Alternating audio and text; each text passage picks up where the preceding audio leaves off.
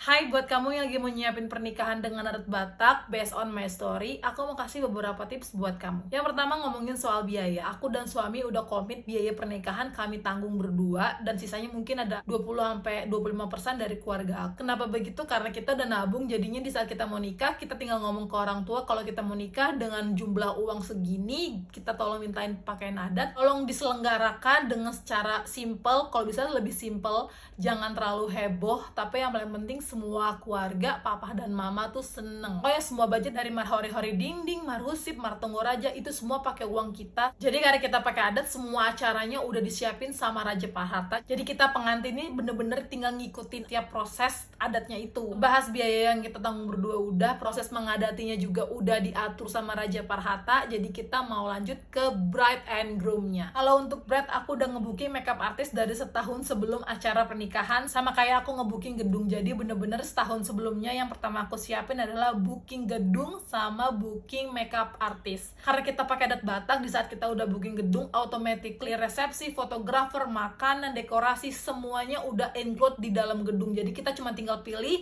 vendor apa yang mau kita pakai, ya udah selesai permasalahan, tinggal bayar doang. Selanjutnya kita ngurusin undangan, souvenir, sama seragam buat para semua keluarga. Aku beli souvenir di daerah Cipinang, Jakarta Timur, terus beli semua seragam di Ganesha, Pasar Baru. Terus ngebahas soal undangan itu ada dua, undangan adat sama undangan nasional. Di saat undangan adat aku kasih sama persis sama kayak undangan orang tua aku dulu mengadati, jadi aku nggak pusing lagi soal undangan adat tuh kayak gimana bentuknya. Untuk undangan nasionalnya aku pakai undangan digital, jadi aku yang edit sendiri undangannya tuh kayak gimana sesuai dengan apa yang aku suka, baru aku tinggal kasih ke semua teman-teman dan kerabat terdekat aku sama suami. Masalah yang paling krusial udah, sekarang part untuk kasih saran dan tips buat kalian semua yang mau menggelar acara adat pernikahan adat Batak khususnya. Pokoknya disclaimer dulu, apapun yang aku jelasin di sini itu benar-benar apa yang aku pikirin dan apa yang aku pengenin. Jadi kalau misalkan kalian nggak suka, ya udah itu kalian, dan aku ya ini aku gitu. Menurut aku ada beberapa hal yang nggak bisa dinego dalam suatu acara pernikahan. Yang pertama soal makanan, baik kelebihan daripada kekurangan. Tapi jujur banget, aku merasa sedih saat aku nikah dulu tuh bener-bener hancur banget planning waktu catering. Maaf kalau aku menyinggung, tapi ini beneran terjadi di wedding aku. Makanannya tuh kurang, bukan karena kurang makanannya, tapi tidak tertibnya orang-orang. Bener-bener maaf, sorry to say,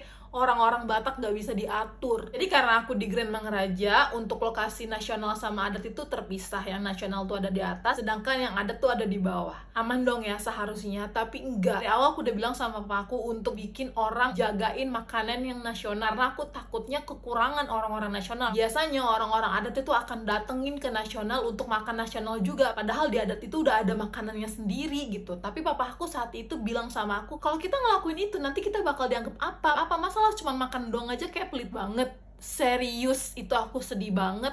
Dan akhirnya memang gak ada yang ngejagain makanan. Dan tahu apa, di hari H makanan nasional aku tuh diserbu sama makanan orang-orang adat. Dan aku tuh serius nangis dan sedih banget karena teman-teman aku tuh nggak kebagian makanan. Jadi kalian tolong kalau mau nikah pakai adat Batak, better tuh bener-bener bikin benteng supaya orang nggak boleh naik ke makanan nasional kalian. Karena serius itu susah banget diaturnya. 2 bulan setelah aku nikah, sepupu aku nikah, dan dia nikahnya di Maria Convention Hall, samping-sampingan sama Grand Mangaraja. Dan bentuk gedungnya juga sama, yang nasional di atas dan adat itu di bawah. Dan beneran dia ngelakuin penjagaan ketat untuk orang-orang yang naik ke atas di nasional. Karena mungkin dia ngeliat waktu aku nikah bener-bener kacau banget, jadinya dia bikin penjagaan. Orang-orang yang boleh naik ke nasional itu adalah orang-orang yang dress up pakai baju tanpa ulos. Pokoknya kelihatan banget deh kalau orang adat itu pasti bersanggul, pakai tanduk, bakal beda banget sama orang-orang nasional. Dan aku aja nggak bisa naik, padahal aku tuh pakai blus, karena penjaganya itu ngelihat aku di barisan orang-orang yang akan masuk ke dalam gedung. Segitu ketatnya, dan aku akhirnya cuma bisa say sorry sama teman-teman aku karena memang itu yang terjadi gitu. Makanan itu melebihi dari cukup. Paling banyak tuh cuma 100 orang yang datang, sedangkan undangan adat itu 1.200 yang datang. Bayangin aja segitu jomplangnya. Tapi akhirnya teman-teman aku nggak kebagian makanan. Ya udah, itu udah berlalu, dan semoga ini bisa jadi pembelajaran buat kalian. Yang kedua adalah foto.